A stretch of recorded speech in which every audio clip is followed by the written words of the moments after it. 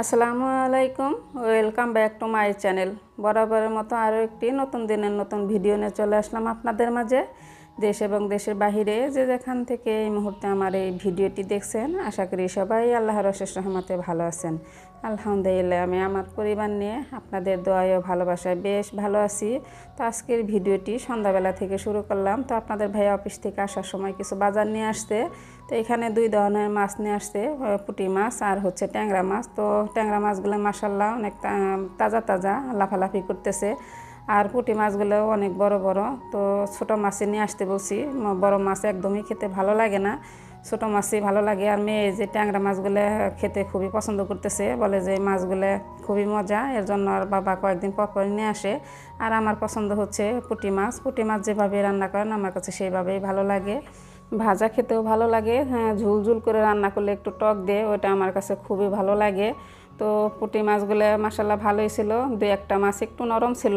তো আপনাদের ভাইয়া কেনার সময় বললো যে অনেক তাজা ছিল। তো তো ওই যে যারা বিক্রি করে ওরা কিন্তু যখন মাছ মাপামাপি করে তখনই নরম মাছ ঢুকিয়ে দেয়। মানুষের তো এখন ইমান নেই, তো কি আর করা। আর এখানে কিছু সবজি নিয়ে আসছে, তো সবজিগুলো অনেক সুন্দর ছিল। সজনে ডাঁটা নিয়ে আসছে, তো সজনে ডাঁটা তো কয়েকদিন পর পরে খাওয়া হইতেছে, মেয়ে খুবই পছন্দ করে, এজন্য আরও নিয়ে আসে। সজনে ডাঁটা আমার কাছেও খুবই ভালো লাগে। তো ঈদের আগে কিছু বাজার করে রেখে গেছিলাম, ওইগুলো খাওয়া হয়েছে, শেষ হয়ে গেছে। এখন এই যে আপনাদের ভাইয়া আবার আজকে নিয়ে আসলো। তো দিনের বেলায় তো মানে সকালের দিকে সময় পায় না, অফিসে চলে যায়, তো শুক্রবার ছাড়া। তো এর জন্য আর কি সন্ধ্যাবেলায় বাজার নিয়ে আসছে। সন্ধ্যাবেলায় তো মাছ কাটতে আমার একদমই ভালো লাগে না, তো ভালো না লাগলে কি হবে, তারপরেও কাটতে হয়, করতে হয়। তো মাছ কাটলে শরীরে কেমন জানি একটা গন্ধ হয়ে যায়, এজন্য মাছ কেটে আবার আমি গোসল করে নেই। আর এখন তো গরমের কথা আর কি বলবো, এত গরম যে রান্না করতে ভালো লাগে না, মনে হয় কোন সময় রান্না হবে, রান্না শেষ হলে মনে হয় একদিনের জন্য বেঁচে গেলাম, তো এরকম মনে হয়। তো এত গরমে কোনো কিছু ভালো লাগে না। তো এখন হচ্ছে পরের দিন দুপুরবেলা, তো আর ক্যামেরা অন করা হয় না, ভিডিও করতেও ভালো লাগে না এই গরমে। তো পরের দিন দুপুরবেলায় যে রান্না বান্না করতেছি, তো সন্ধ্যাবেলায় বাজারগুলো গুছিয়ে তারপরে মাছ কেটে ফ্রিজে রেখে দিছিলাম, তো আর ভিডিও করা হয় না। তো এখন এই যে রান্না বান্না করতেছি দুপুরবেলা। তো আজকে ট্যাংরা মাছ দিয়ে সজনে ডাঁটা দিয়ে রান্না করব। তো সজনে ডাঁটা দিয়ে বড় মাছ দিয়ে রান্না করলে ভালো লাগে, তো বড় মাছ নাই, তো ট্যাংরা মাছ দিয়ে আজকে রান্না করব। ট্যাংরা মাছগুলো প্রথমে আমি ভেজে নিলাম, না ভাজলে তো আবার আমার ছেলে মেয়ে খাবে না। তো আমার কাছে মাছ কষিয়ে রান্না করলেই বেশি ভালো লাগে ছোটো মাছগুলা। তো এই যে মাছ ভেজে তারপর হচ্ছে এখন আমি তরকারি রান্না করব। তো প্রথমে পেঁয়াজ কাঁচামরিচ দিয়ে একটু ভেজে নিলাম, এখন আদা রসুন দিয়ে একটু যে ভেজে এখন পরিমাণ মতো সব মশলাই দিয়ে দিব। আর আমি সজনের ডাঁটা যেভাবে রান্না করি সেটা আর কি আপনাদের মাঝে শেয়ার করতেছি। তো বেশিরভাগ মানুষই দেখি যে সজনের ডাঁটা ডাল দিয়ে রান্না করে, তো আমিও রান্না করি। আমার কাছে ডাল দিয়ে রান্না করার চেয়ে মাছ দিয়ে রান্না করলে ওইটাই বেশি ভালো লাগে। তো অনেকেই আবার মাছ দিয়ে রান্না করে খায় না, তো বলে যে মাছ দিয়ে খাওয়া যায় নাকি। তো আমি এর আগেও রান্না করছি, অনেক আপুরাই কমেন্টস করছে। তো এভাবে যারা জানেন তো জানেনই, আর যারা না জানেন এভাবে রান্না করে খেয়ে দেখতে পারেন, অনেক ভালো লাগে। তো আমি সজনে ডাঁটাগুলো এইভাবে কাটছি, তারপরে কেটে হচ্ছে আমি সাথে কিছু আলু দিয়ে দিছি, আলু দিলে ভালো লাগে খেতে। তো সজনে ডাঁটা একটু ঝোলঝোল করে রান্না করলে আমার কাছে খেতে বেশি ভালো লাগে। আমাদের টাঙ্গাইলে বেশিরভাগ মানুষই এভাবেই রান্না করে। তো অনেক আপুরাই আমাকে কমেন্টস করে বলছে যে আমরা ডাল দিয়ে রান্না করি আর অন্যভাবে রান্না করে, তো আমি বেশিরভাগ সময়ই মাছ দিয়ে রান্না করি, এভাবে খেতেই বেশি ভালো লাগে। ডাল দিয়ে রান্না করি, ডাল দিয়ে রান্না করা কম হয় আর কি আমার। তো আপনাদের ভাইয়া পছন্দ করে ডাল দিয়ে, তো আমি বেশিরভাগ সময় মাছ দিয়ে রান্না করি। তো এই যে এখন কষিয়ে নেব, কষিয়ে তারপর হচ্ছে আমি মাছগুলো দিয়ে দিব। তো যারা এখনও পর্যন্ত ভিডিওটি দেখতেছেন আমার আপুরা, যদি একটা লাইক দিতে ভুলে যান তো প্লিজ একটা কষ্ট করে লাইক দিয়ে দিবেন।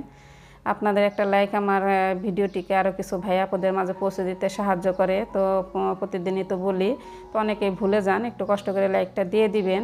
আর যারা নতুন ভাই আপু ভিডিওটি আজকেই দেখতেছেন তো শেষ পর্যন্ত দেখতে থাকেন। দেখতে দেখতে যদি আপনাদের কাছে আমার ভিডিও কোথাও কোনো অংশে একটু ভালো লাগে তাহলে আমাকে বন্ধু করে আপনাদের পাশে রেখে দিতে পারেন। আর যারা অলরেডি কাজটি করে ফেলেছেন আপনাদেরকে জানাই অসংখ্য অসংখ্য ধন্যবাদ। আশা করি সবসময় আমার পাশে থাকবেন, সাপোর্ট করবেন, সামনের দিকে এগিয়ে নিয়ে যেতে।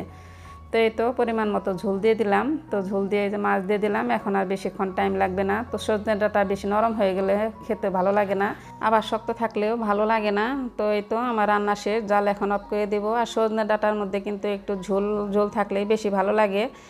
তো এই যে পরে আবার ঠান্ডা হলে টেনে যাবে। একটা রান্না আপনাদের মাঝে আজকে শেয়ার করলাম। তো আজকে রান্না বান্না কী করলাম সেটাও শেয়ার করি। তো গরমের মধ্যে বেশি কিছু রান্না করতে ভালো লাগে না। এখানে যে পুঁটি মাছ ভেজে নিছি, যে পুঁটি মাছ তো ভাজা খেতে খুব ভালো লাগে। তো পুঁটি মাছ ভাজছি, আর সজনে ডাঁটা এই যে দেখেন ঝোল কমে গেছে। তো এই যে ঠান্ডা হওয়ার পরে আর সজনে ডাঁটার তরকারি তো ঠান্ডা হলে বেশি ভালো লাগে। আর ডাল রান্না করছি, তো কাঁচা আম দিয়ে ডাল রান্না করলে খুব ভালো লাগে এই গরমে। তো কাঁচা আম তো নাই, এমনিতেই রান্না করছি, লেবু দেখাবো। এই গরমে আমার কাছে ডাল ভাত খুবই ভালো লাগে। তো আজকে রান্না বান্না এই আর হচ্ছে ভাত ওই যে হয়ে গেছে। তো ওই যে একদিনের জন্য বেঁচে গেলাম, রান্না করতে একদমই ভালো লাগে না। তো মেয়ে খালি বলে যে রান্নাঘর থেকে এসে বড় গরম। আমার তো আবার হাই প্রেশার আছে, এর জন্য মেয়ে শুধু বলে যে রান্না করতে হবে না এই গরমে, তাড়াতাড়ি রান্নাঘর থেকে বের হও। তো এখন হচ্ছে বিকালবেলা, অনেক সাধনার পর অনেক অপেক্ষার পর অবশেষে যে পেয়ে গেলাম সোনার হরিণের দেখা, আলহামদুলিল্লাহ। তো আমার এক্সচেঞ্জ লেটার আসছে। তো এই চিঠির জন্য অনেক অপেক্ষায় ছিলাম, কোনো মতেই আসে না। তো আমার চ্যানেল তো 5 মাস 5.5 মাস হয়ে গেছে মনিটাইজ হয়েছে। তো 1 মাস পরেই কিন্তু আমি এই এক্সচেঞ্জ লেটারের জন্য অ্যাপ্লাই করি। তো কোনো মতেই আসে না। পরে আমার মনটাই ভেঙে গেছিলো, সবারটাই আসে 10-12 দিন 15 দিন পরে, আমারটা আসে না কেন। তো 4 মাস হয়ে গেছে। ছেলেকে বললাম যে কীভাবে তুমি অ্যাপ্লাই করছো, ছেলেই তো সব কিছু করে। তো বলে যে তুমি করে নাও। তো এই যে 3 বারই কিন্তু অ্যাপ্লাই করা আমার শেষ, 4 মাস হয়ে গেছে। অবশেষে দেখেন দুইটা একসঙ্গে আসছে।